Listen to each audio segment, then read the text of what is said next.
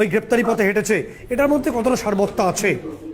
মানে নিশ্চিত ভাবে আপনি দেখুন যেরকম ভাবে অবৈধ অসাংবিধানিক ইউনিট সরকার বা অন্তর্বর্তী সরকার, তাতে নজরুলের মতো, ডক্টর নজরুল ইসলামের মতো একটা আপাদমস্তক সাম্প্রদায়িক আইএসআইএস দালালকে ওখানে আইন বিশেষজ্ঞ এবং আইনি পরামর্শদাতা হিসেবে বসানো হয়েছে।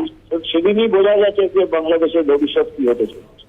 এবং পুরোপুরি তথাকথিত ছাত্র আন্দোলন ওটা আইএসআই দ্বারাই কন্ট্রোল, ডিজাইন, প্ল্যান, এবং সেখানে আইএসআই এর লোকজন বহুদিন থেকে বাংলাদেশে ঢুকেছে, গুরুত্বপূর্ণ জায়গাগুলোতে তারা নীতি নির্ধারণ করছে।